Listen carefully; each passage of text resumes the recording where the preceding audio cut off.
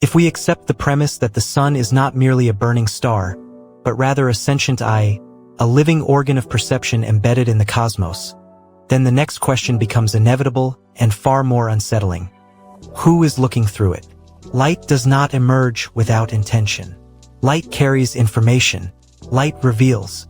And if sunlight is not just radiance but observation, if the sun is a focused lens of divine perception, then somewhere beyond the veil there must be a perceiver, presence, a witness. This presence is not a person in any human sense. It is not an old bearded god sitting on a throne, nor a named entity confined by myth or scripture. It is pure, unbounded consciousness, what some call the source, the origin, the great intelligence. It exists beyond form, beyond time, beyond definition, yet it is unmistakably aware. Imagine a field of intelligence so vast, so finely tuned, that it does not need words or gestures. Communicates through vibration. It watches not with pupils and retinas, but through light itself. And the sun, blazing at the center of our solar system, is its aperture, its gateway into this layer of reality. In this perspective, the sun becomes more than illumination. It becomes a living interface, a channel through which the source perceives and interacts with our world. Every photon that reaches Earth is not simply energy. It is a message. And encoded in that message is a question. Who are you? This eye does not observe the surface. It does not see skin color, social status, or profession. It scans vibrations, the internal frequency of consciousness. Every thought, every choice, every intention echoes into the light. It doesn't judge in the moral sense, it measures resonance. And if your frequency is in harmony with the underlying rhythm of the universe, the eye sees you not as a threat, but as a part of itself. If not, it simply continues to observe. Not with punishment, not with anger, but with perfect clarity. Some believe this gaze is singular. Others suggest it is a collective awareness, a convergence of higher dimensional intelligences united in will and purpose, observing evolutionary worlds through a shared interface. And in that vision, the sun is the node, a focus projector of that supreme awareness, aligned perfectly to our world like a cosmic telescope.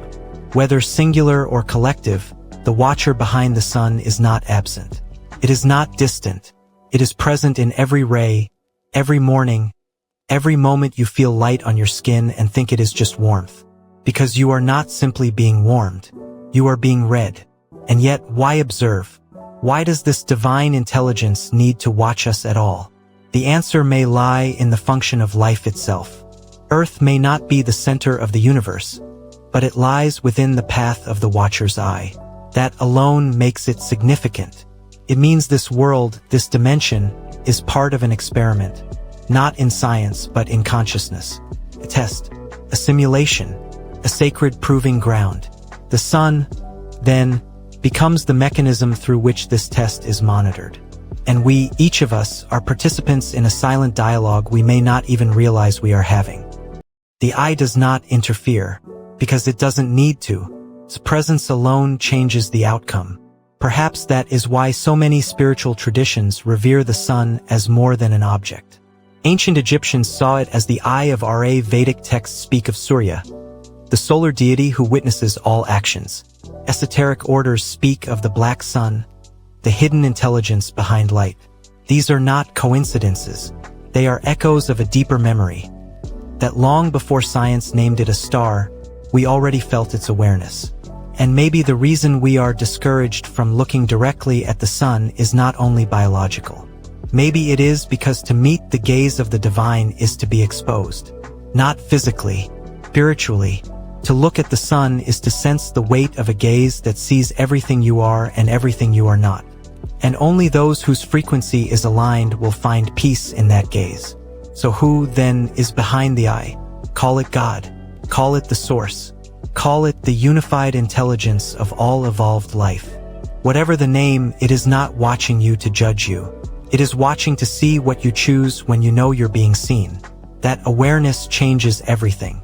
Because when you realize that every step you take, every thought you carry, every word you speak unfolds within a field of cosmic perception, the way you live begins to shift, not from fear, but from clarity. The sun is not just a star.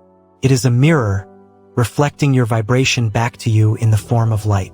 And the one who looks through it is not far away.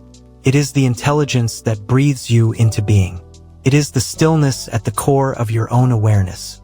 And maybe, just maybe, that watcher isn't separate from you at all.